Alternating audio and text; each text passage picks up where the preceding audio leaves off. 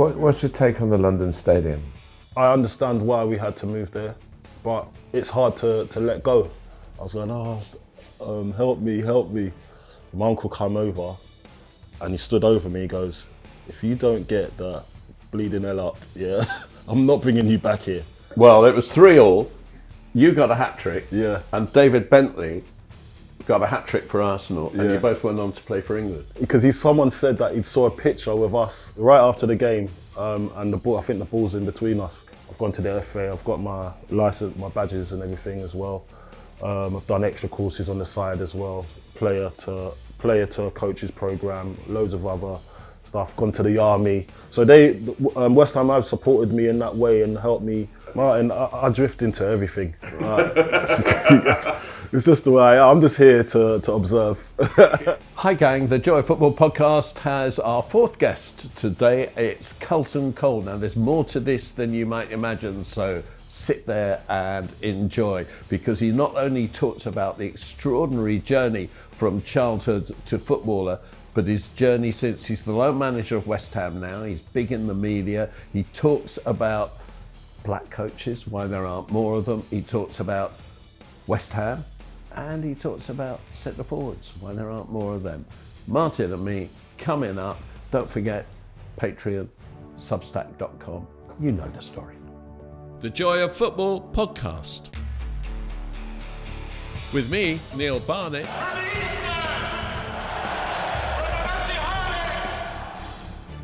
and with me, Martin Tyler. Looks for Xavi!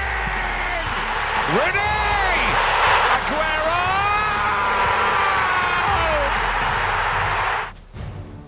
The Joy of Football. Hello, and today, the Joy of Football podcast with Martin Tyler, the greatest commentator in the world. Might look strange because we're sitting next to each other, and the reason is We've got a very special guest. in the kitchen. The first ever guest in the kitchen. We've always been on site, so thank you, Carlton, for making the effort to get here. CARLTON COLE is our special guest today. And it's worth saying- Legendary player, but legendary person as well. And that's part of the reason that you're here as well, because you're a fantastic personality. We're really pleased to have you. And we call it the Joy of Football, Carlton, because we're not here to ask you deep journalistic questions about the state of football. One or two maybe later on. But how are people who've made their way in football started? What was the root, the origin? Can you go right back into your childhood and remember what turned you? Why was it football? Yeah. So I had an uncle. His name was Duncan. He was quite a keen footballer. But his journey was quite different. He was an immigrant. He came from Sierra Leone.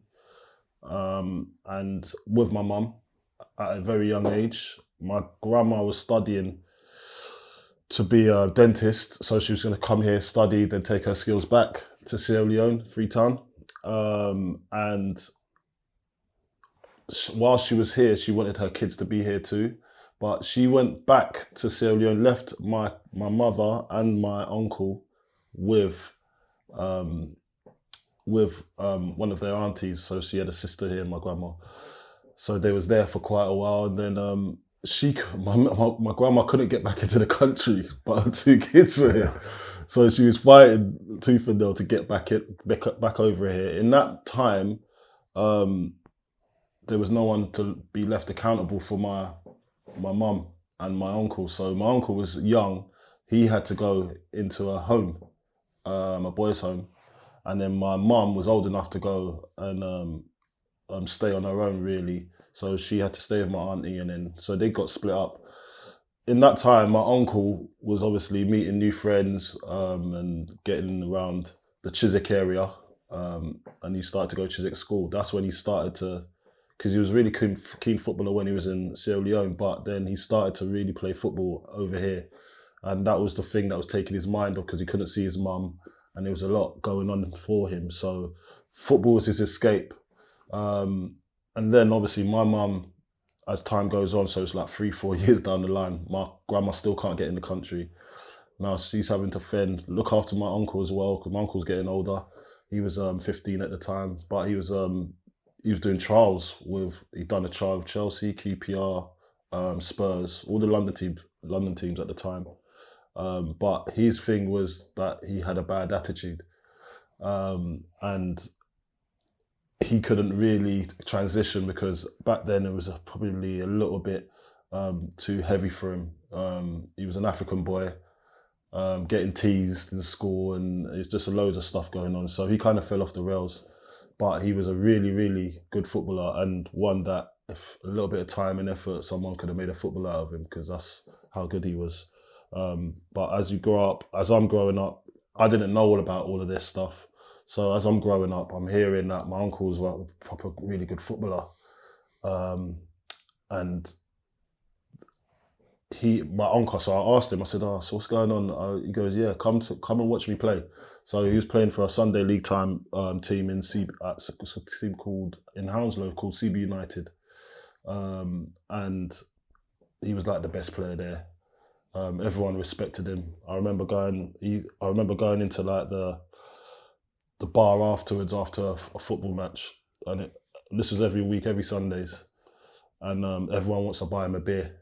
Everybody, even me, they buy me orange juice and a packet of KP peanuts. Do you know what I mean? Like, I'm getting free stuff, so I'm thinking, wow, this is really something to be like lauded like this. Like, everyone loves you. And then he was like, well, do you want to do this as well? Because I said, yeah, I want to play with you lot. So I used to go to training, but these were men, by the way. I was about 12, 13 at the time. And I said, I want to play. So I started playing. So I started playing with men from quite an early age. And so my uncle used to take me to training on a cold winter's night over in Feltham. I remember the gravel sort of floor. That's what they used to play on, the red gravel. I just remember one day I must have got kicked so hard, I started crying. I was on the floor. I was going, help me. So my uncle came over and he stood over me. He goes, if you don't get the bleeding hell up, yeah, I'm not bringing you back here. He didn't even lift me up, didn't do nothing. He just says, crack on. And if I see you cry again, you're not coming back. So after that, I just dusted myself down. I got up, dusted myself down, and I thought, I've got to man up here because no one's coming here to save me. Mum's not here. Nobody's here. So I've got to actually just kind of like monitor myself here and not get into those type of challenges, try and be quicker, faster than everybody else. And that actually created fear within me because I never wanted to be kicked. So I started to play quicker, 1 touch, 2 touch, because I just tried to figure out what's the best way of not getting kicked, basically. Were you that big then? I was tall. I was lanky, but I wasn't filled out or anything like that. And but I was quite quick, agile, so I used it. I was quite good with the ball control and everything, but this actually made me even better because I needed to dodge tackles. Because now I'm skinning adults, and it's now getting to a point where, okay, this boy's getting too good now. So I'm gonna have to nail him, but they couldn't get near me in the end. So that was it was quite good for me personally and my development, not knowing what he was actually doing for me at that time. So as we get older, I'm getting older now. I start playing. I say I want to play for a club now. Start playing school football. I was acing that, and because I was doing all this training on the side with my uncle, so I was getting better and better than all my peers. So I was doing extra football, and it got to a point where I wanted to play for a team now. So I'm playing for the school team, but I now needed to play Sunday League. So there was this thing called Brentford in the community over in Brentford, over behind where my house was, and you had to pay £2 to play. So I had to pay £2 every Saturdays. And if I was naughty, my mum wouldn't give me. So that week I'd be building up to get that £2. Mum, give me £2 so I could go and play with my mates. Because some of my other mates from the estate used to go to this park around the back where they used to do the football in the community. I ended up getting a trial there because I was excelling. But there was also a Sunday League team called Walpole Wanderers, a guy called Richard Butler and John Butler, and Paul Butler as well, who saw me and said, "Oh, could you come and play for a team in Walpole Wanderers?" This team was in Ealing, so I went on trial there, and at the same time I was trialing at Brentford. But I got into the Sunday League side, but that's when I started to really know how to work within a team. Yeah. So while this was happening, Carlton, were you watching football at all? Were you a fan of any team? Okay, so I used to watch. Funnily enough, I used to watch like Football Italia because I just used to love the commentating. When someone scores a goal, there was that goal. That's what usually done it for me. Just the commentating. I actually did. So see that I used to like that used to draw me in. The football not so much, but and then my uncle used to tell me about all the characters in the game at the time, and so I used to watch certain types of football depending on what took my eye. I was a glory hunter back then. Manchester United I used to support, but that wasn't because of me. That was just because of everybody in my school supported Manchester United. So that was the main reason. But I didn't watch loads of football back then, not at all. I only watched my uncle play. Well, I have to say that Sierra Leone, of course, had a military dictatorship back, which people would have been wanting to get away from, to make it sound contemporary. Yeah. And by the way, there was an outstanding Sierra Leone's restaurant in the Old Brompton Road in Earl's Court. Really? So if anyone used to get, and all the political refugees used to go. They used to go there. Yeah, I used to go there. And fun fact, I never knew that. I never knew that. Old Brompton Road, just down from where I lived. I have two memories. Yeah. You joined Chelsea. Well, it wasn't an academy in those days, but Chelsea set up. You always blamed your uncle when you were late. Yeah, I did. Well, he's the one who was driving me. Well, I couldn't help that. You know what I mean? And the other thing is, you said about you were tall and lanky. The first time I saw you play, I think you were 15. You hadn't actually gone full time yet. You're still at school. In midfield, not at centre forward, in a youth cup tie at Stamford Bridge, which Chelsea lost 7-1. Yeah. I was. I can't remember who it was against. Liverpool. Was it Liverpool? Oh yeah, and Chelsea took the lead. Yeah. So we took the lead. We had a good team back then. We had Courtney Pitt, Leon Knight, Joe Keenan, Andy Ross, and then some other young players as well. Poor old Lenny Pidgley in goal. Lenny Pidgley. His mum was sitting behind me. Yeah.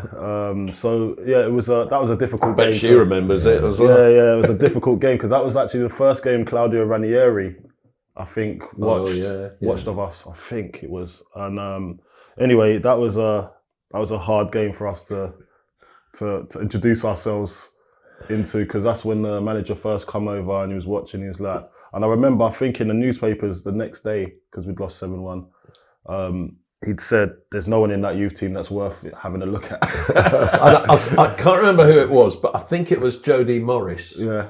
Who was sitting near me, and at the end of the game, or 5 minutes from the end of the game, said, "I'm going downstairs. I've got to be in on the team meeting after this. I've got to hear." Who was? I can't remember who the youth team coach was. It would have been Jim Duffy. Oh right, yeah, Jim Duffy at the time. Yeah. But top coach. Top coach. But yeah, those were good old days. That was, and I remember playing against some good players back then as well. I'm not sure how many of those players went on to go into the heights, but I think we were a good team, but we just didn't show it that day. And, well, we're still on the introduction bit here because we're going to go on to other issues. But I want to bring up one youth game that I saw, which was, when you look back now, was extraordinary. And this was Chelsea 3, Arsenal 3, under 18s. The Chelsea youth team coach was Steve Clarke, who of course has now went on to be Scotland manager. Yeah. The Arsenal youth team coach, in his last job before retiring, was the great Don Howe, who I still consider one of the most unsung English heroes of football. I mean, just very quickly, Don Howe was the assistant, but doing all the coaching, or most of the coaching, with Bobby Robson in the 1982 World Cup when England were unbeaten. Before that, when Arsenal won the double. Oh, won the double, But in the 86 World Cup, when they got to the quarterfinals in Mexico, the 90 World Cup, and they got to the semis, and was with Terry Venables in the 1996 Euros when they got to the semis. I mean, this was a great man. Yeah. And He was a bit of a scary man. And when I was working for ITV and before St. Greasy and on the ball, they said, Don Howe's manager of West Brom, they're not doing particularly well, but we need to do an interview with him. And Brian Moore, who was the number one man by a distance, said, Martin, would you like to go and do that? And I remember travelling up there with a great deal of trepidation very early in my career. And he was absolutely charming. And I was like, I was waiting for it. I was like, I'd almost got my retaliation in first, you know, but he was absolutely lovely. But a great guy. Go on, and did Carlton get some goals in that? Well, it was 3-3. You got a hat-trick. Yeah. And David Bentley got a hat-trick for Arsenal. And you both went on to play for England. Yeah. I was with him the other day, actually. We was on the Peter Crouch pod. Yeah. We're doing some F1. There's got F1 driving go-karting thing over at the Spurs, and we was just doing some content over there. But he was there, David Bentley, and he's the one that prompted me to remember it. He goes, "Remember that time when?" Because someone said that he saw a picture with us. I don't know if we need to get this picture up actually. The two of us together. Yeah. After the game. Right after the game. And the ball, I think the ball's in between us. Yeah. So we have to share the ball, obviously. But it was an amazing game because I'd scored, then he'd scored, then I was like, no, I'm gonna score again. Then he goes score, then it just ended up 3-3 in the end, and it was an amazing game because everyone was there to watch that game, and a lot of people always remember that game because it was so exciting because it was just like a battle of who's going to be best on this pitch today, and I think I edged it. He got lucky with one of the goals. Just go back. I meant all mine. Just to go back a couple of years before that, was there a point where you suddenly thought, I am good enough to be a professional footballer? I really want to be a professional footballer? Or did you it sounds like you sort of drifted into football through the family. Did you drift into what became Carlton Cole superstar? And I drift into everything. It's just the way I am. I'm just here to observe. So, I always look at my life, I think, I've never actually taken anything too serious where I think this is life or death. Or I always think, there's always going to be another opportunity to prove myself. I've always looked at things like that, and that doesn't work for everybody, you know. It's kind of worked for me, as in I've not gone into a position of where I can say I'm involved with loads of these players and I'm starstruck, and I've never felt like that. I just felt, okay, I'm here now. I know I've worked hard to get here, but I'm not going to be thinking I don't deserve to be here as such. But there's a bit of imposter syndrome in me because I'm just here to observe as well. So I want to see how you work, and I'm thinking, do you know what? I could do that too. Let me try. I've always been a trier. And that's the main thing that I've always looked at. I'll have a go. And as I've gone up the pyramid to get to the top, it's been the same. I've not looked at it and thought I'm overwhelmed with this position that I find myself in. I always wanted to have the responsibility as well to be a well-known striker or Premier League striker, then hopefully go on to play for England. I remember where I actually did get my confidence was at Chelsea when I was young. All the best players at Chelsea used to go to Lillyshaw. I didn't really get to them because the year that I was supposed to go to Lillyshaw, they just they cut it off. So I think they closed the school down in that year. So I remember, I think it was Ted Dale and Gwyn Williams says, listen, we're going to give you a contract on the basis of you actually being a Lillyshaw product. Because that's where if it wasn't for it being shut down, I'd have gone to Lillyshaw. So it was the FA National School, wasn't it? Yeah, the FA National School. It was closed down because it seemed to be too elitist. Oh, really? Like 16 of the chosen ones. Yeah. And obviously a lot of players came through. Sol Campbell, people came through it, and that's the reason why the clubs wanted it not to be. Okay. I remember Jamie Redknapp telling me that he could have gone, but his dad didn't want him to go because it sort of took him out of a natural environment. So there were a lot of things against it, but certainly the players who did go usually did pretty well. Well, for me, because of my background and where I actually grew up, it would have been good for me because I would have come out of the estate that I was in, and then obviously go to basically a boarding school with other footballers and then it would have given me a different probably type of look onto myself even, because I think most of the boys that went to Lily Shaw, when I talked to Jermaine Defoe, big players that had gone there, Joe Cole as well, they said it was so good, like, because it took them out of their environment, put them in another environment where it was just pure football and education, obviously. And I felt probably I may have needed that. At the same time, I'd have probably got homesick anyway because I was a mummy's boy. So this reminds me of the most bizarre interview ever. Yeah. I interviewed Tony Cascarino's first wife. Yeah. When she was still Tony Cascarino's first wife. Where's this taking us? And I said to her, what would he have been? You know, the standard question, what would you have been if you weren't a footballer? Yeah. I said to her, what would he have been if he wasn't a footballer? And bizarrely, her answer was a male model. Oh. Tony Cascarino. That's actually hilarious. I couldn't. Well, he might have been a looker back in the day. I can't see it now. No.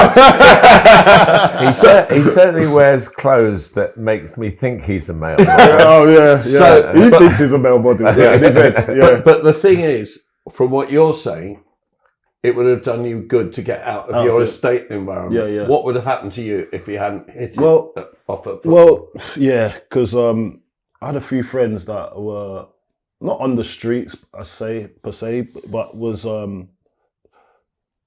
they didn't deserve to be in the position they were in because they ended up ultimately dying. Most of the stuff that used to go on in the streets it could be jealousy, it could be any kind of thing that can get you into a bit of bother with people that see a bright future. And that's how it was back in the day. Like, and a few of my mates got stabbed, didn't make it.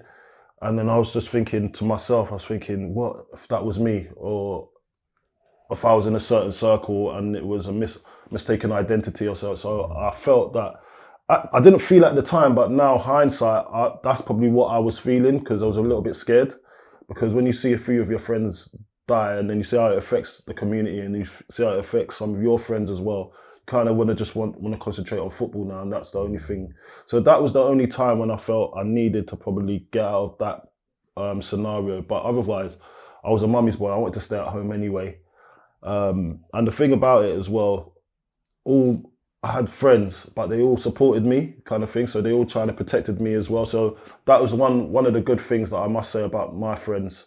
My friends didn't draw me into what they were doing away from football, because they were all footballers as well. But I was probably one of the promising ones, and they knew that and they recognised that. So they did kind of protect me away from some of the stuff they might have been doing. So I hardly ever knew what they were doing at most times, and I was a bit oblivious to it because I needed to just focus on what I was doing. And I had a good family behind me as well. So my uncle was really with me. And as I said, my uncle was a big influence. He was the one that was organising everything behind the scenes for me, bringing me in late as well. But that was a small price to pay.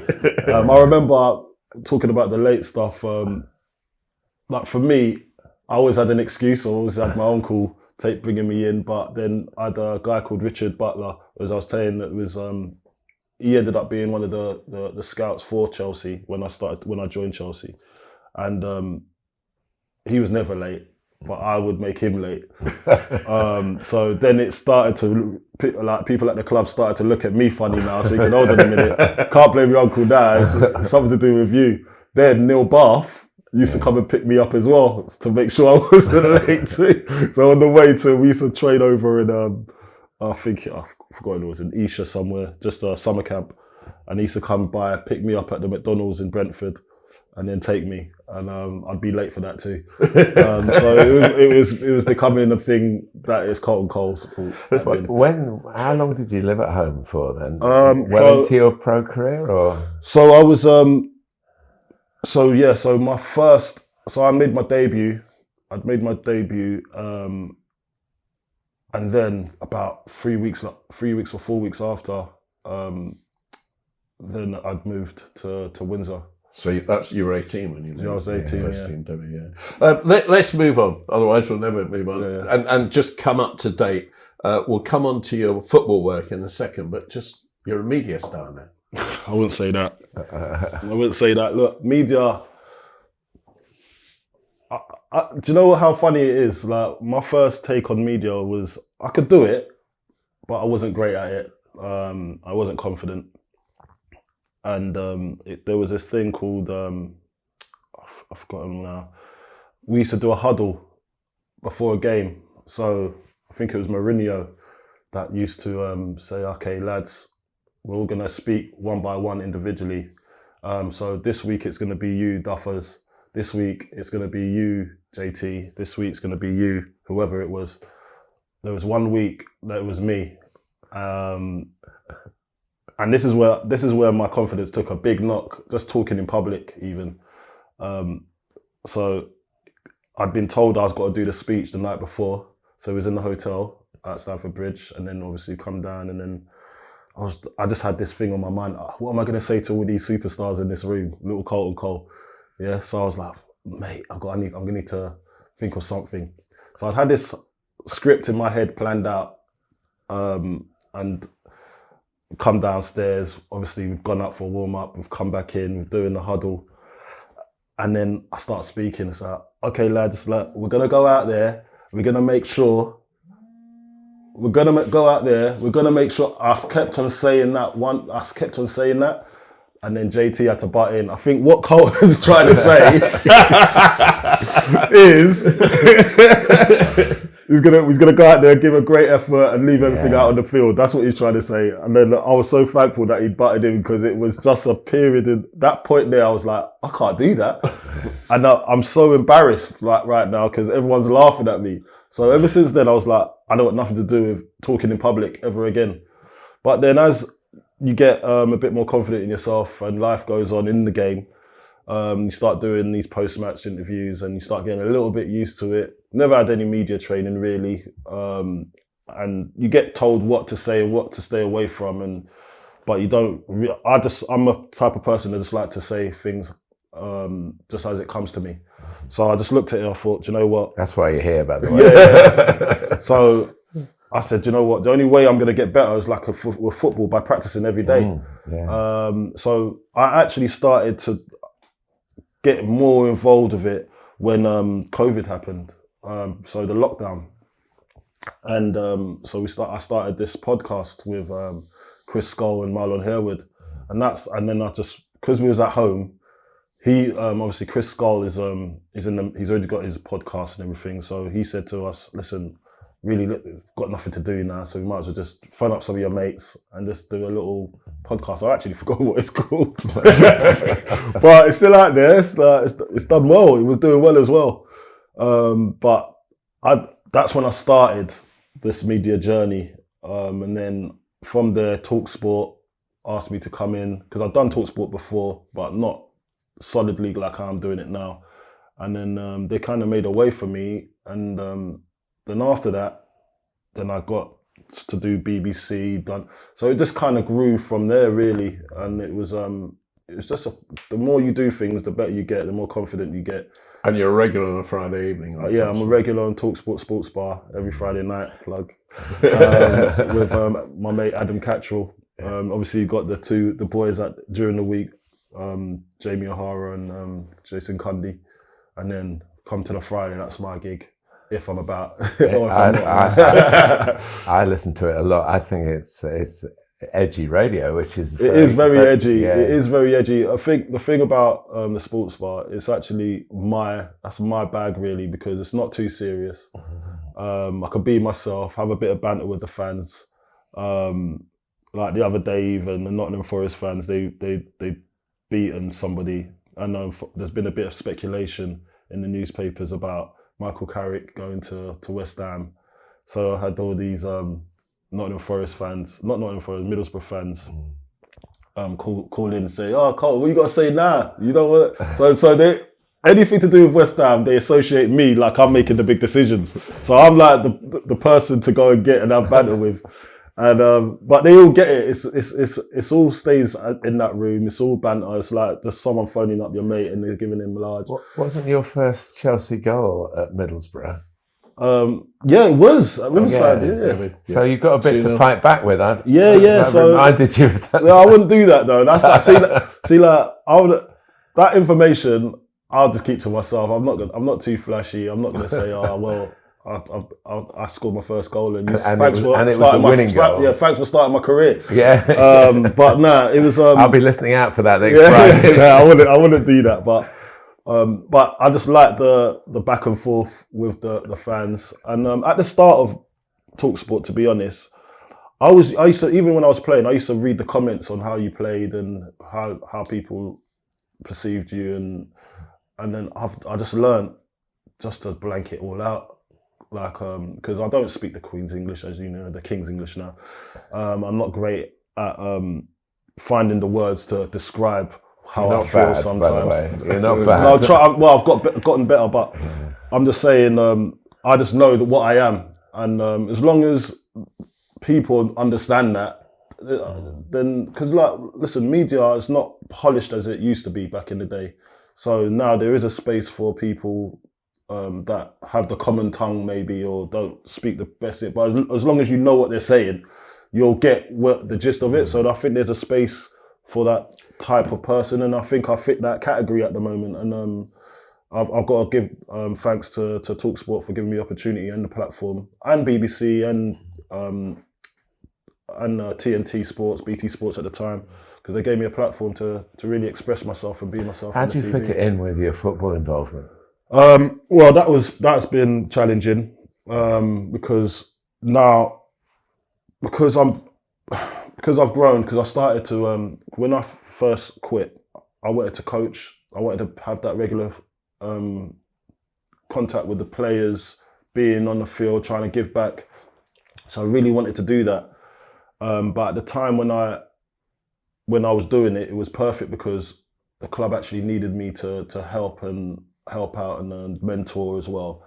And I was like, I'll do this. At the same time, I could do my media on the side. Thing about it, all of this I had to try and structure it so that's why I was doing something every day, 7 days a week, because I was always filled out. I had my football and I had the media stuff I was doing, but I just had to balance it and make sure that I could do all of them. And sometimes it clashed. I wouldn't be able to do media, or I wouldn't be able to do the football, but I found a way to try and structure it. So I was managing myself really, because it's only me that knows who has asked for me or where I've got to be on it. But the football stuff, that's structured. So I just had to plan around the football stuff. Well, the football stuff now, you're the lone manager at West Ham. Now, we talk a lot about the difficulties of bringing youngsters through now, and we've talked about you. But you were the last generation really that had the old combination league, the old reserve league. Yeah. So when you were 16, you actually began to play with men in the reserve league. That doesn't happen anymore. And now you have to be probably 18 and hope to get a loan. Yeah. Because the under-21s is a boys' league. In fact, the under-21s is like your old youth team. It's 19-year-olds mainly, 1 year older. And I don't think people appreciate how absolutely critical the loan business is to youngsters making it into the big time. Not if you're world class, obviously, because then you might be able to make the leap straight away. But I think it's much harder now to make that leap because you're going from boys to men's football, and you don't learn it within your own club. Just take us through the whole process of turning kids into men now. Well, it's totally different to when we were coming up. The difference is that I'd get an opportunity to play with the likes of a first teamer in the reserve league, with a first teamer actually trying to get fit or has not played enough games, but the manager has hopes for him to be playing in the next couple of games, so he needs to get sharp. So that's what it was used for. At Chelsea, that's how I remember it was used for. And then obviously we'd fill in the gaps as youth players to see if we can play against men. And remember, this was already easy for me because as I was saying before, I was already playing against men when I was young. So that transition to playing against older players was really easy for me because I knew how to handle myself. So that kind of gave me an advantage at that level. And I felt that at the time, it benefited me playing alongside the likes of a Zola coming down, or a Kike De Lucas might come down, or a Gronkiel might come down once in a while, just to, and then you had the likes of, say someone like Sam Delabonna maybe back in the day as well. There'll be fringe players. Even Jody Morris sometimes played and made up because he wanted to play football if he wasn't playing regularly or was coming back from injury. So I usually got to play with a first team player from somewhere or another, and that kind of helped my transition and showed the manager that okay, he can play with Zola because Zola used to come down. He can play with Zola. That's a good combination. Now he can fine tune that to say okay, do this when he's doing that.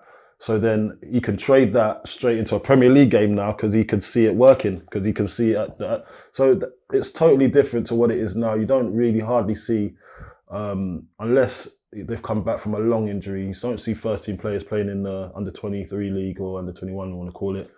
And I feel it's a bit of a shame. So now, especially at a team like West Ham, where we've got a good crop of under 18 players who won the FA Youth Cup. Mm-hmm.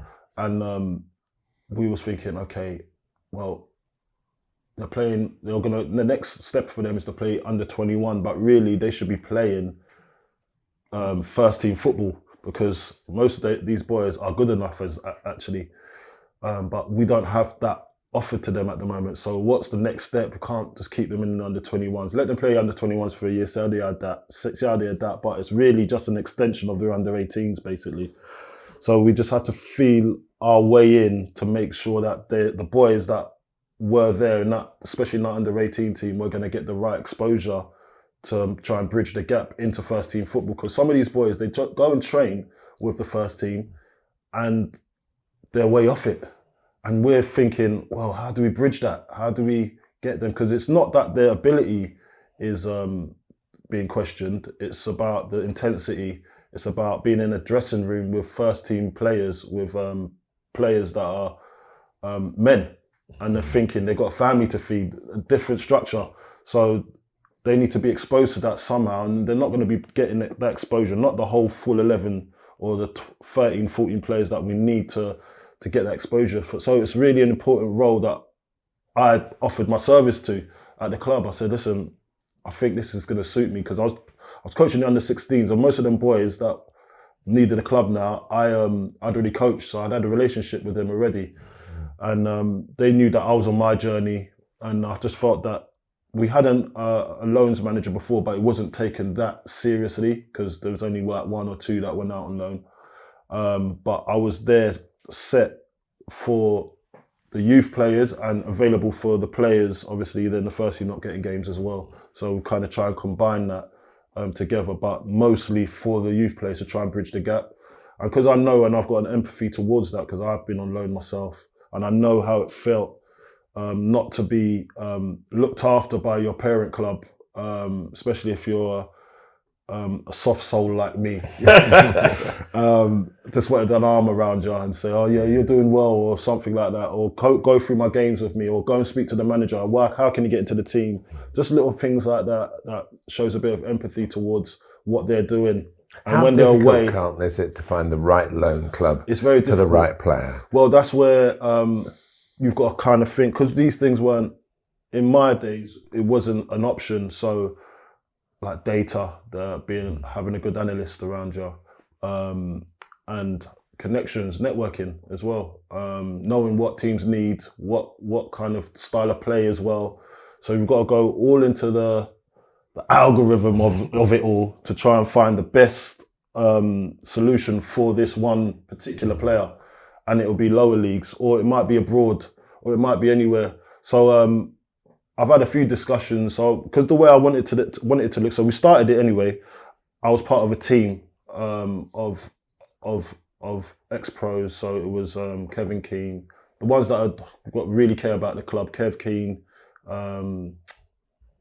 You had who else did you have there? Potsy was there. Steve Potts.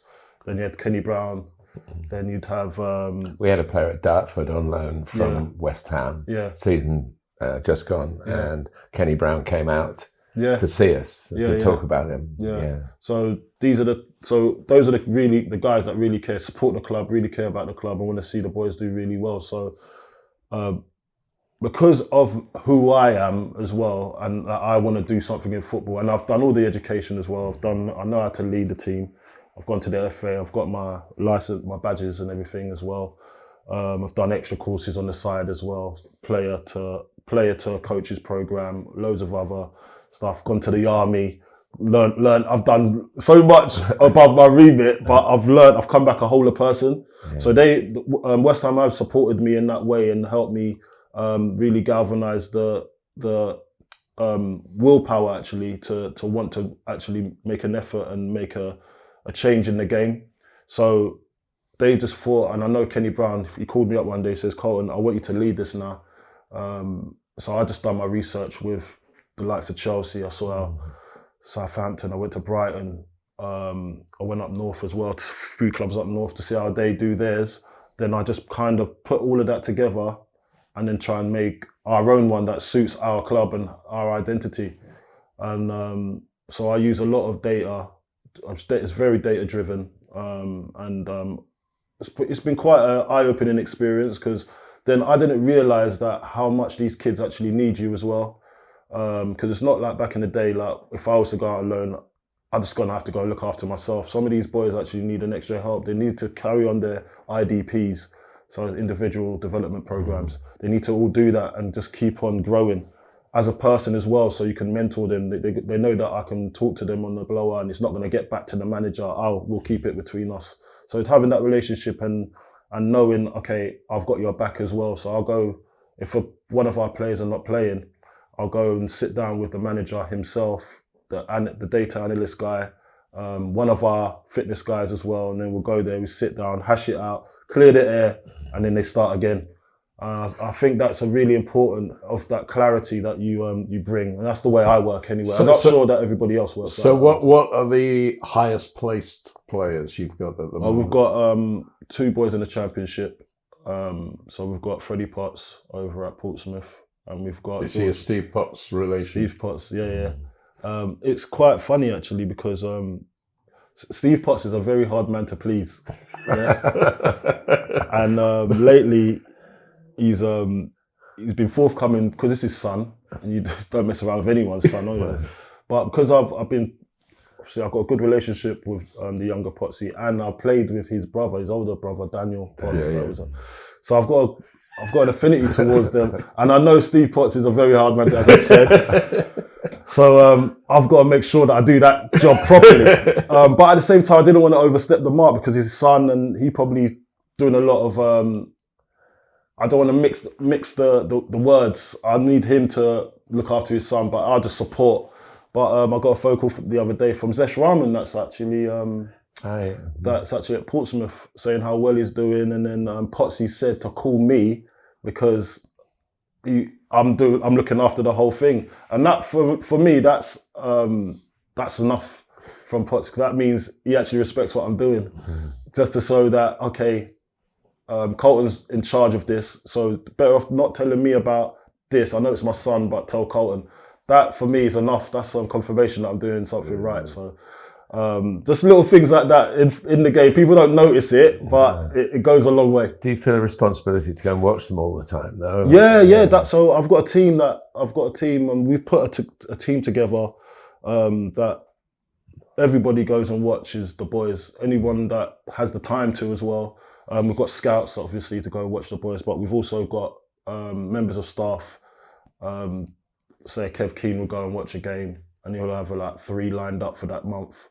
How do you feel about the fact that they may go to a team like Portsmouth, But generally, you wouldn't see West Ham buying a player from Portsmouth. You might do if they were outstanding. But what I'm saying is, at the end of that, he might need another loan, a step higher, and then it's into the West so Ham that's the whole plan. So we're planning it out. So we're saying, okay, he's missing this in his game. He's missing that. Let's see if we can go and find it somewhere for him, and get exposed into those things he's missing. Then you have a communication with the said club that he's gone to, and then you say, listen, we really need him, expose him to this. And the clubs are really good. They really they work with you, and because they know that they've got one of your assets and one that you really think the world of, they will work with you anyway because they want more players from you at the end of it. So they have to go into some of these teams need to go into the loans market to get players that fit the right description for what they need. So I'm just like, do you know what? We need to get into this market, and we're doing it well now. And we didn't have it at this capacity. Now we've got 13 players out on loan altogether. And that's never been done before at West Ham. This is the first season it's ever been done. So many of them from the youth territory cup, right from now. the Youth Cup winning team. Yeah, not just those players, but first team players as well. Oh yeah. So we're in new territory right now, and we're just trying to navigate the best we can to make sure it's smooth, not just for us, but for the player too. But ultimately, we have to have a good name in that market as well, because we got to be having good players that can play at that level, and we're churning them out quite regularly. And it's good for the players. We put value on the player. So say a player leaves us and he was worth 2 million. He comes back after playing a whole season, 30 odd games. He comes back, we put another 500 grand on his price. That's my job done. Do you know what I mean? Because I've made the club money, and the value of the player's gone up as well. So it's quite a lot that goes into it behind the scenes. What you've got to think about. What's the relationship like with the first team then? Because are you working independently of that? Or if the first team manager says, I really like him, but he needs to go out on loan, does that come your way? Or, So I have to talk to the first team manager. I have to say, okay, what do you think about him? What do you think about him? And then I'll go back to the team that we have, and I'll say, what do you think? Where should we put him, or where should we offer him? Or we've got this team that's just asked for him. Is that really a good fit? So we'll brainstorm together. The manager will probably look at who he wants from the youth setup, and just say, okay, we're not going to need him. And then he'll probably look on for next season as well, the next window. What do we need? We don't need to go and get that player because we've got a player that's just done that job there that we need. He can come back from loan. That's the plan. But right now, we don't have a lot of players that we can say that it's going to be indispensable to Lopetegui's plans at the moment. So a few of the players will be allowed to go out on loan, or the players that remain from the youth setup, or the ones that he doesn't really want to use, will be in and around the squad, and he's going to need them at some stage. So we have to have that conversation before these boys go out, and then I'm there actively trying to get them a loan, because otherwise it just doesn't work. So there's got to be a real conversation and communication between first team and me, and obviously the sporting director as well. Let's talk diversity, because there is diversity now in the playing of football, but there isn't in the coaching and the management. And I always say Ruud Gullit was the first black manager to win a major trophy in England. Who was the second? There hasn't been one. And there are, as we talk, Nuno Espirito Santo is the only non-white manager, person of colour, who's got a manager's job. Why? I think it's more than that. I think you're looking at it too black and white per se.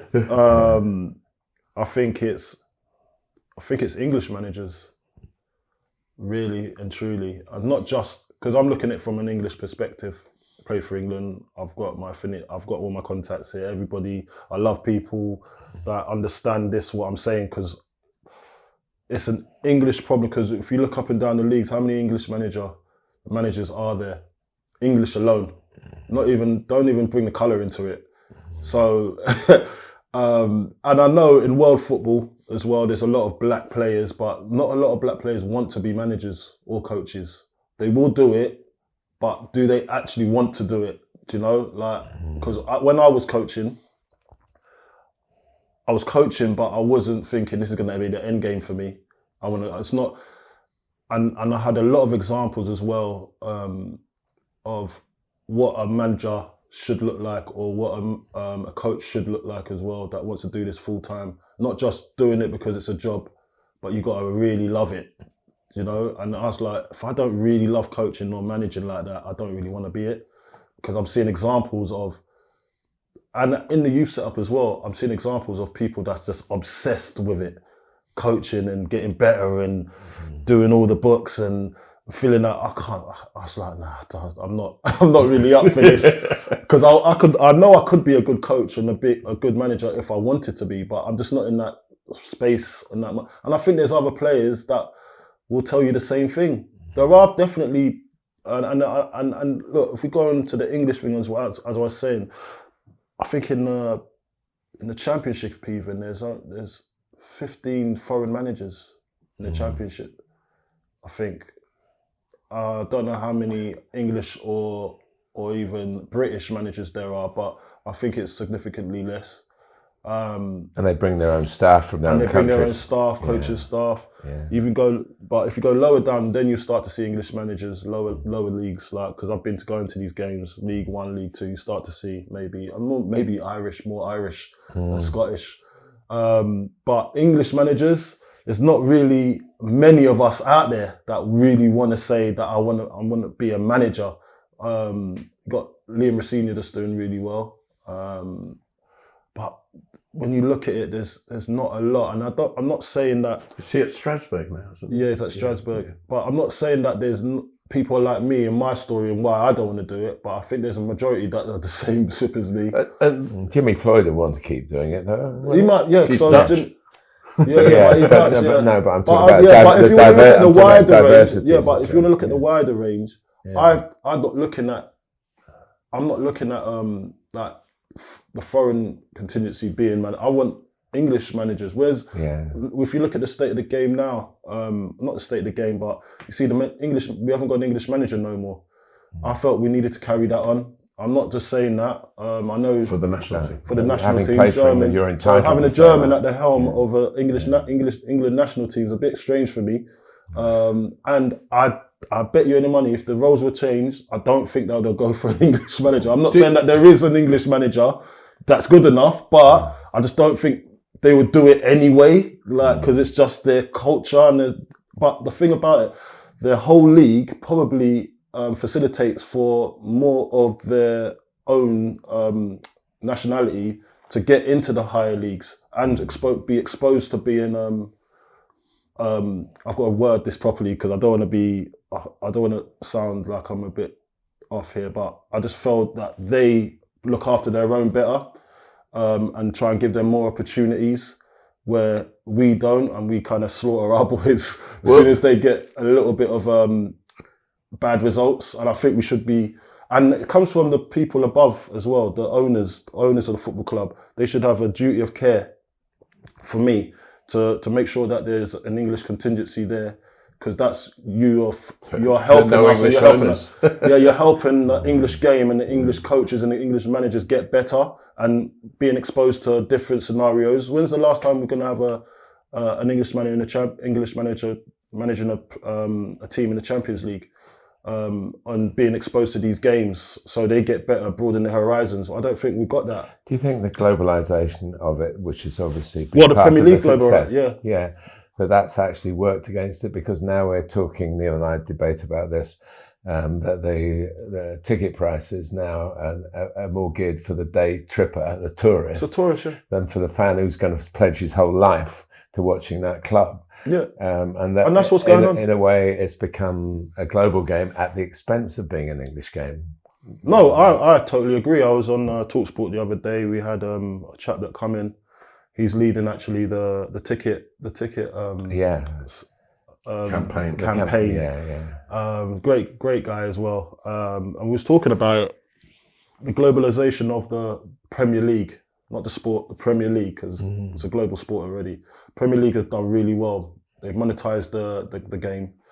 It's now the most watched league in the world, and there's a reason for that. because of the advertisement, everything that comes with it, the players that we can get from around the world, the managers that we can get from around the world in the track, the money that's being spun in the game as well, it's ridiculous. So everyone's eyes are on the Premier League. Now, that's going to take a hit to the local talent. And of course, I was talking about the FA, and it's not just the FA's fault, but it is the FA's fault, that there's not enough support for local grassroots managers to have a way to get into the game, to get the qualifications, to be, because you never know, down the park you might find the next Mourinho that has these ideas, but they just don't have the money to fund it or get into a position to be able to be seen, to be saying, oh, well, he's a good manager, or it's too expensive for some of these people to be coming out and saying, I want to do this as a career. But at the same time, it's hard because you've got to look at it as a point of, okay, how are we going to get these people seen? It's very difficult, and it's the same with the sport, because it's globalized now. It's very difficult for these people that we see that are in positions not to look at the best manager in the world and bring them over here, because they own the club and they want the best for their club because they're trying to monetize their club as well. So it's because it's more of a business and less towards the empathy of helping the grassroots managers or the managers that are from this country.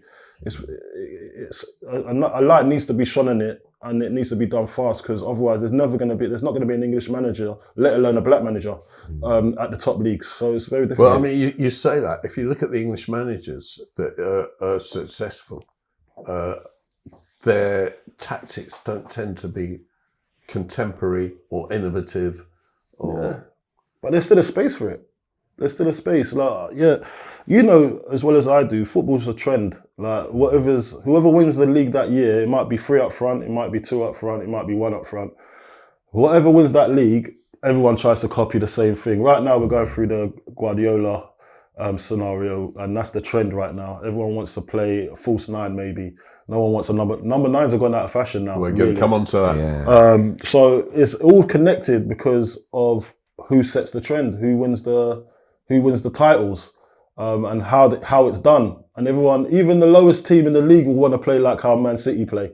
Like and they don't have the facilities for it. You know what I mean? So Southampton, that's what they're trying to do. And they're still languishing at the bottom of the league, but it's just the trend how it's gone, and people think, oh, that will work for them, so it will work for us. It's not the same. So I think until people get their own identities, there is a space for a Sam Allardyce. There is a space for a Harry Redknapp still. But we just don't see it because it's not trendy. It's not in the trend. Sam Allardyce was one of the first data-driven managers. Yeah. Years and years, 20 years ago. Way beyond his years, he was. Way ahead of his time. Yeah. Way ahead of his time. Let's move on then to West Ham. Yeah. In their lifetime, I was going to say my lifetime, in their lifetime, they've won 2 FA Cups and a UEFA Conference and the European Cup Winners' Cup. Yes. 3 FA Cups they've won. Yeah. Trevor, I can remember. 1964. Yeah. 1975, 1980.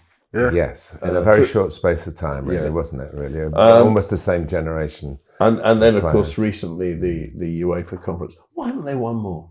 I mean, they're not a small club. They've never been a poor club. They had me up for 10 years. That might explain a lot. No, listen. West Ham's a type of club where you look at it and you think, okay, they should be doing way more. I get it, I understand, but that's not what drives the fans. That expectation's not there. It's not like there's been a massive influx, injection of money that's come to West Ham, and everyone's expecting to go and win the league now. It's never been like that. So we've been managing. We could have had better cup runs, definitely. But we just seem to always be unlucky at the wrong time. And it's a club that just wants to be, it's a family club, if you understand where I'm coming from. Back in the day, I remember we used to have these open days, like we did at Chelsea, when all the fans used to come in and have a watch. And this was going on for quite a while, under the Harry Redknapp era as well. So if you know the history, it's just like, it was a family club. People come in there, watch on a Friday night, and then Friday afternoon, and then go to the game on a Saturday and watch the same players, train, play, and be superstars. So it was one of those family clubs that will always be like that. So it's not saying it's had a little. I'm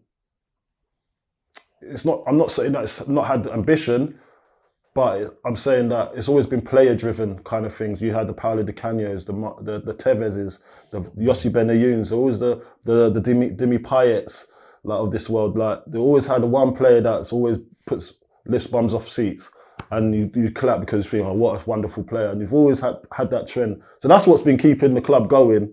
And there was a period when the club was going up and down and flirting with relegation quite a lot. That keeps the fans going as well, like it or not. And that's a proper club to me. And you see it. Look, I was at Chelsea. I saw the transition at Chelsea. I saw how top four wasn't enough now. Now it's you have to win the league.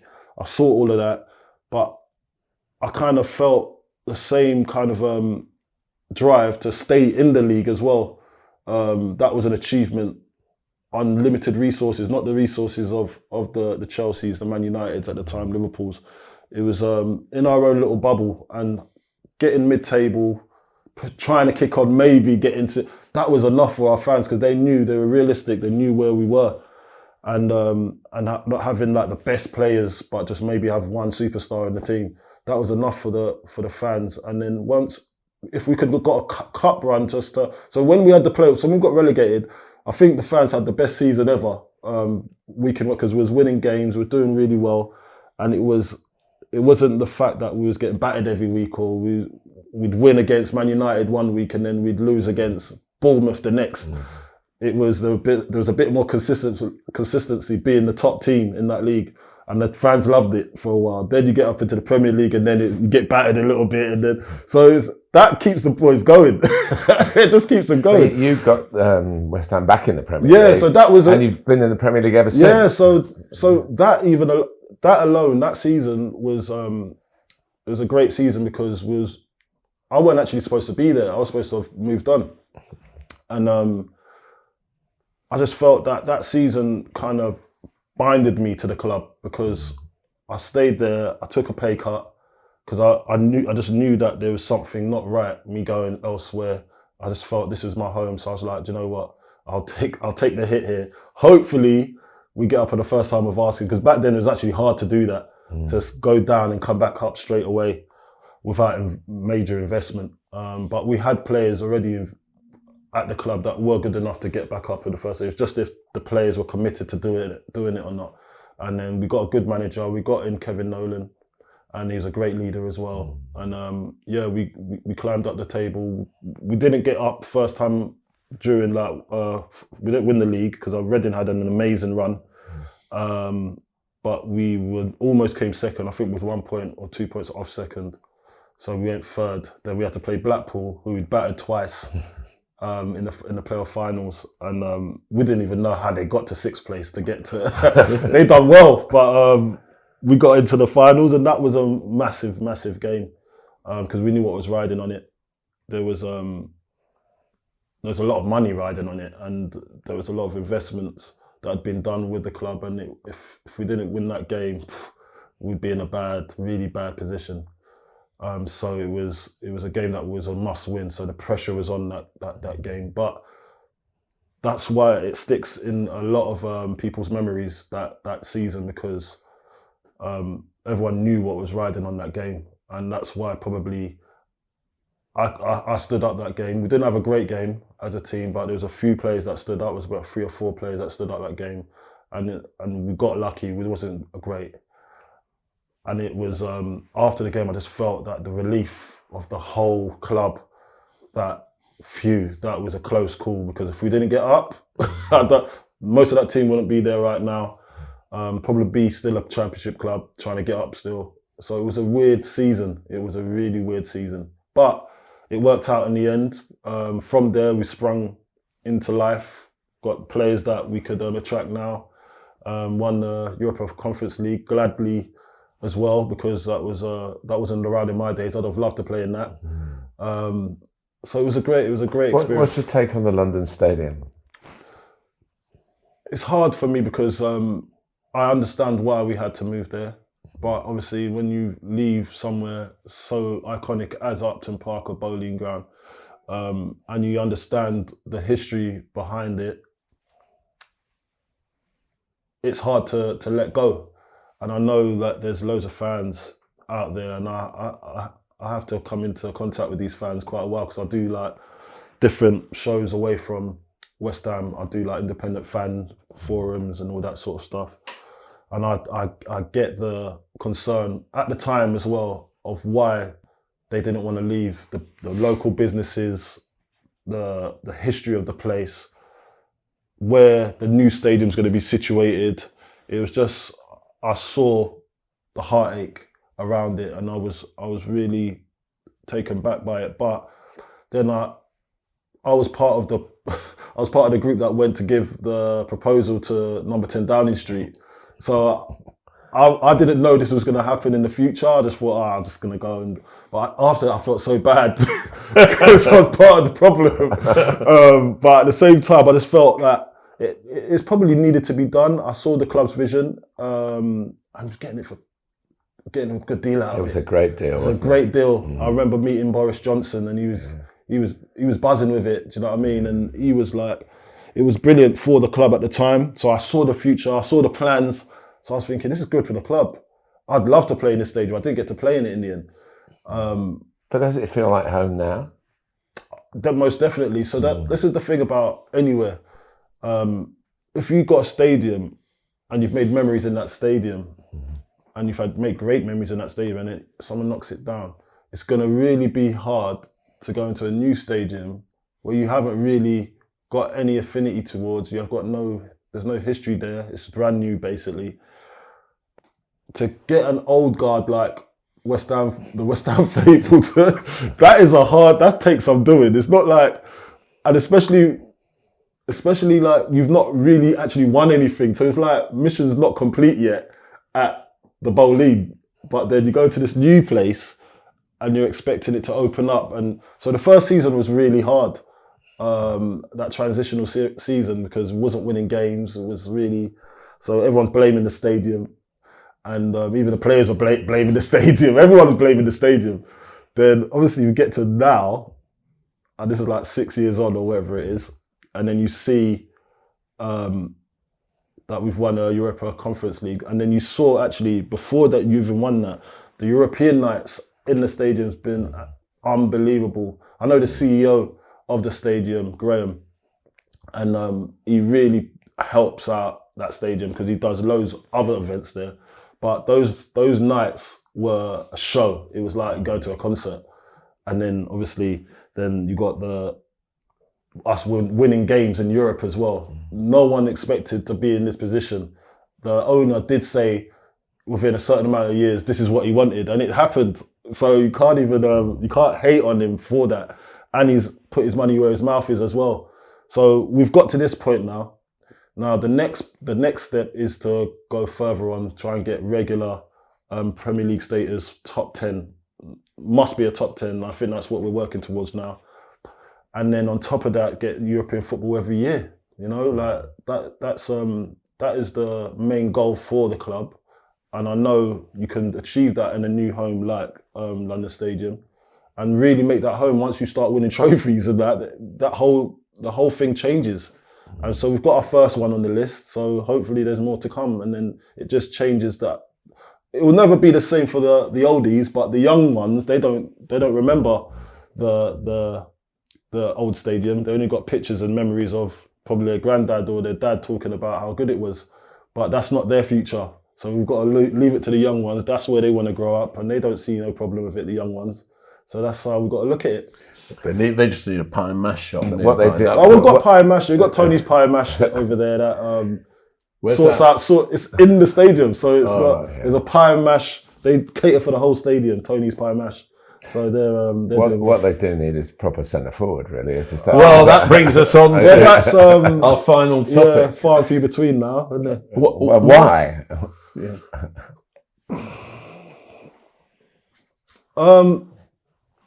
Why? Because there's not a real space or need for it at this present moment. Maybe go down to the lower leagues, you might see quite a few. But the big teams, the way they pass and move right now, it's less physical as well. It's not as physical as it used to be. You can't be arms and elbows right now. My style of play wouldn't go far. I'd be sent off every week. So you'll have to be more strong in the legs than up here, because you can't. Emil Heskey wouldn't have a field day in this climate. He wouldn't be able to play, and he'll be the pinnacle of that centre. Remember that centre forward that everyone looked to, target man. Duncan Ferguson wouldn't be able to play in this day. He'd be sent off every week as well. No, but your top scorers were centre forwards, whether it was Alan Shearer or whether it was Andy Cole. Yeah, but I'm looking at it now. They were world-class players, those guys. I wouldn't look at it as in... There were more centre forwards back in the day. You had the Jeff Horsefields. You had the... who else did you have? You had some top, like James Beattie. I'm talking about that type of centre forward. There's not many of those knocking around anymore. There just ain't. And I'm not saying that it's a bad thing. It's just that I think everyone wants to be a winger now. Everyone wants to be a 10 or a winger. Wants to come to feet. Wants the ball in, not even in behind. No one wants to run in behind anymore. That's one thing. Everyone wants it to feet.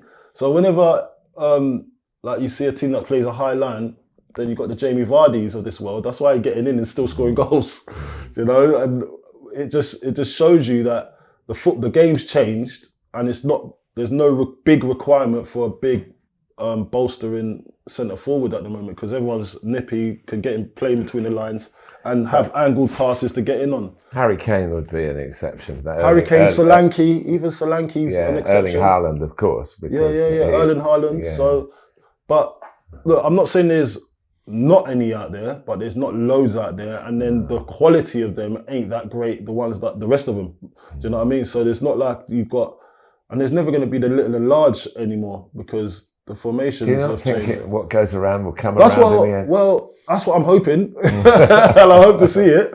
But and then there'll be a place for a striker like myself that can get about the pitch and still make themselves a nuisance. But I think the managers have found a way to play without a solid number 9. There'll be a number 9 that can do a bit of both now. They can play on the left, on the right. They can play all across the front three. But you changed your style, because when you were young and coming through, you used to run in behind, you used to score goals. That was like your number one target, was scoring goals. And then as you got older, you became the target man who could hold it up and bring it down. And I think you're underselling yourself a bit, because in order to do that, you could play. Yeah. So, but obviously you used your muscles, because you were back to goal. Well, that was hard. That was hard back then to do, because that was a skill in its own, being able to run in behind and know the timing of the run, and having a relationship with the midfielder or your strike partner. So that was different. And then to adapt your game, it was just a different requirement what was needed. And if you're a footballer, because that's what I was, because remember I used to play, as you said, I played in midfield. I understood the game, like I was a footballer first before. I remember, I think it was Ted Dell that was telling me, and he said, you've actually come on the show on TalkSport, and he says, my partner, the co-host said, what do you remember of Carlton when he was growing up? Because he obviously knew me from when he goes, well, Carlton was just a footballer, but no one was quite sure what position he'd end up. And I was like, I didn't know this even. And then they said, do you know what, we just put him at places. Because I remember playing left side, I remember playing right, I remember playing down the middle, played as a number 10, I even played centre half. So I didn't even know, but I was just wanted to play football. I was a good footballer. So when I got asked to change my style, that wasn't a problem, because that's what was required of that team. And I was always a person that put the team first. So if it was, I think if you asked a Jermaine Defoe or you asked a Darren Bent to change their style of play, they probably wouldn't want to do it. But I was like, do you know what? I'll play in. And my uncle always said to me, okay, if you want to get into this Chelsea team, what are they missing? Because all of them are world-class goal scorers. So what makes you better than any of these not to get into and play regularly in that team? And I was like, ooh. He goes, think about it, come back to me tomorrow. This is how he used to speak to me. So I thought about it and I was like, I still don't have no answers. He goes, what's your main attribute? I go, I'm strong, quick, getting behind, score goals. He goes, okay, what about when you hold the ball? He goes, I've seen you hold the ball and you've had 2 or 3 people on your back and you still lay it off and then you get in the box. And I was like, he goes, that's your main attribute and I don't think there's anybody else in that team that can do that better than you.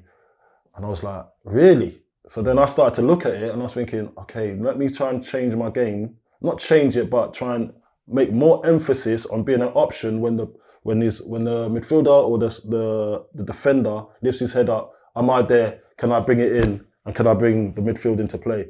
If I could do that regularly, more than not, then I might have a chance of playing because these lot are all got great goal scorers as well. But if I can add that to my game... we went out and bought Didier Drogba. Yeah, and that's what happened. So, I had a massive example there on how it's supposed to look. And that's when my game, because I started modelling my game off of that as well, because I had it firsthand under my... Because I couldn't say, I'm going to model my game off Zola. Like, that was that was just not going to happen. But when Drogba came, and then when Crespo came, I saw these players firsthand in training. Hasselbank wasn't even really like... He could do it, but he wasn't that type of striker. He just get the ball to feet, then he'd... no backlift. So he was, so I didn't really learn that because I didn't have his attributes. I remember in training, Hasselbank, I was doing a shooting practice and Hasselbank was like, why don't you kick the ball clean? I was like, because I can't. He goes, look, let me try and teach you. But he had no backlift. His legs was a totally different shape to mine. I was all gangly, bowed-legged. He would be more closed-legged. So I was never going to be you. So I'm never ever going to be trying to practice what you practice because that's not going to be my main attribute. I have to build on what I am good at, and holding up the ball is one of my main things. But don't you think that there is a lack in the Premier League now of 30-yard clean passes into a guy with his back to the goal who can use it? It doesn't have to be holding it up. I like the way you said touch. Yeah. I like the way you said clean passes. Usually, it's long ball, isn't it? Well, in the old day, it was. It doesn't have to be That's a lovely like description. That. Yeah, it doesn't have to be that. No. So now we've changed we've changed the language. Now you'll say, "Oh, it's a long pass," or it's a diag. Well, so 30-yarder. I didn't say 50-yard. Before it was just hoof up the pitch, wasn't it? Like no, but. And that's what I had to deal with back in the day, just to take the pressure off the team. And if I could hold it up and bring others into play, then I'm worth a lot of money. But there isn't a lack of it because it's not needed in today's game. The problem is as well is that probably should be the out ball, but people don't recognise it because they don't practice it in training because everyone's playing out and trying to build up this tippy-tappy football all the way, try and get to the top. But sometimes the best ball is missing that all out and getting someone on the side on a counter-attack. So the long ball down the middle is never going to work anymore. I just don't think. And if you do it, you're going to be frowned upon. Do you ever think, watching games now, you wish you were playing now because the type of goal that you would never get in your days not that long ago, but nicking it off the goalkeeper and nicking it in the goal area. And those goals never happened. I can remember Edwin van der Sar when he was playing for Fulham when they were at QPR, got caught out by Jose Antonio Reyes with the ball at his feet. And that's the only one in like 40 years of broadcasting until the last 5 years. When you can't look at your notes now because somebody might nick. Don't you think, I could have, you being quick, you could have pressed and nicked the ball? That one's as I said before, I probably won't be able to play in this day and age. But if you're a footballer, you adapt, don't you? Yeah. So I would have adapted definitely. We weren't just robots. We'd adapt to our conditions, obviously, because that's what you do being a professional footballer at the elite level. You have to adapt, but there'll be more chances of goals because that's the whole point of the VAR. That's the whole point of changing the game in a certain way. The rules have changed a little bit to suit more goals because we're trying to lean towards that. So the players, the strikers, across the front line, midfielders, they want it to be more goals. As we were saying, the globalization of the sport of the Premier League has to bring more goals. It's got to be more exciting. You've got to try and galvanise people to watch it. So what's the answer to get more goals? You've got to change the rules a little bit to what it used to be. So I feel that the defending is probably, you've got to be a player first before a defender. I think the art of defending's gone out the window. Not out the window fully. The ones that still appreciate it still get the best out of it. But I think teams are more, and I'd say like technical directors, sporting directors, whoever is bringing these players in, want to see these boys be able to play out from the back more than they know how to defend. They say, oh, well, he's quick enough so he can recover well. Or you see crazy, even your goalkeeper needs to be a footballer now rather than a goalkeeper or shot stopper. Everyone has to play football. So the times have changed. There's more goals in it for a certain reason. You can catch, as you said, you can't put your notepad down because as soon as it goes out for a goal kick, he might play it out to his right back and his right back loses it, then there might be a goal. Yeah. Do you know what I mean? So there's more goals in it. So I'd have got more goals on a better return in this day and era. So who's your favourite, not old-fashioned centre forward, but who's your favourite forward player now who plays through the middle? Ooh. Do you know who I like? I like Chris Woods. Who's been very well treated on this podcast, I have to say. Oh yeah, we've talked about him a lot. I've done all his stats. I love him to bits. I'm not gonna. I've got to say it. Like, listen, I love all the flash players. I've been around flash players all my life. I get it. But there's something beautiful about an old-fashioned centre forward that does what it says on the tin. Hey, just keep it simple. Like, he's not flash. He hasn't got all the skills, but he gets the ball in the back of the net somehow. And you've got to admire. I loved Dom Solanke's movement the other night. I didn't. When he's gone. So I'll tell you why. Because it reminded me of what I saw, and this is a game I watched from the stands. I was in the squad, Crespo, against West Ham at Upton Park. I think there was a 2004-05 season, and he'd scored a goal when he'd looked at the defender was there, he'd gone in front of him, showed himself, then went behind him, then went in front of him like that again, then the defender moved and he went behind him, ball come in, goal. Oh, man. For me, that is... It was 5-6. Yeah. That is, those type of goals there, that is just, it's beautiful for me. When I'm looking at football. And when I saw Dom Solanke half done what he done, I was like, that's beautiful. That's what football's about. It's the beauty of the game. Moving your defender. As soon as your defender turns his head, you can see his number, then you've lost him. Things like that. That's the beauty of it. Not just getting the ball here, angled passing. There's a space for that as well. But that goal the other night was beautiful for me. So when I look at Chris Woods doing his thing and I see Dom Solanke doing that, it gives me hope. We can't let you go before asking you just to pay your tribute to poor Mikel Antonio, who happily it could be a lot worse than it is. But obviously you know him well. We know him a bit, but you know him really well, and he's been obviously around the club while this has all been going on. As a player and as a person, and a good luck message and everything. Listen, for me. Antonio, to do what he's done, he's the club's record top goal scorer in the Premier League. He's held that team together when we had nowhere to look. Kind of reminds me of myself when there was no player that would come in and really make a claim to take that position off of me. And even when the flash player comes in, gets injured, you're still there. That's been the mirroring for Mikel Antonio, and people need to respect how well he's done for that club. And I look at him, I think, do you know what? He's been a breath of fresh air. Just his personality as well. His personality is unbelievable. If you know him, you'll understand. He's just, what you see is what you get. He's geeky. He's a very happy lad, and he just wants to have fun, and he's living his life the way he sees fit, because if you know his background and how he's come up, he's come up and he's roughed it all the way up to where he is. So he deserves every accolade he gets. So look, I'm not sure what the future holds for him right now. He's had a bad accident, and I hope that, and I thank God for his life. He's come away with his life, because it was a really bad one.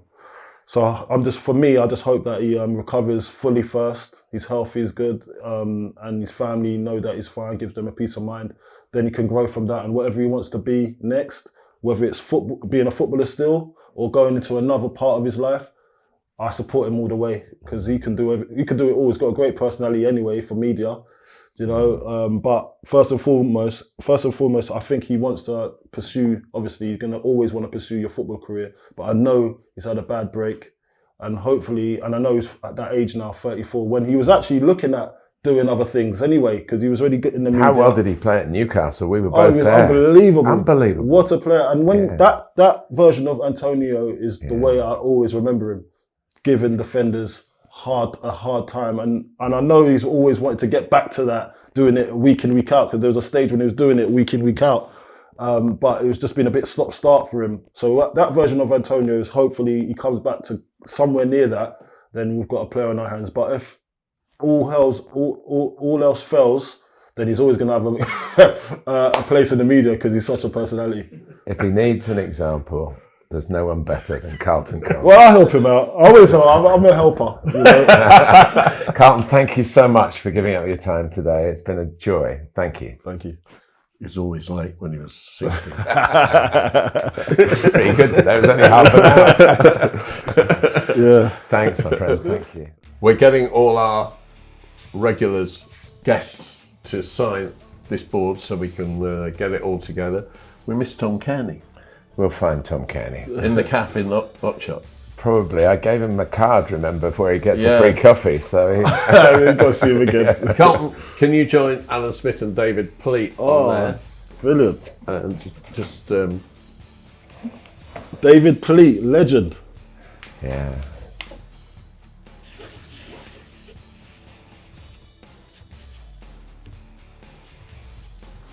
Thanks, mate. Thank you. Carlton Cole lives. Carlton Cole was here. The blue plaque's going up tomorrow. Yeah.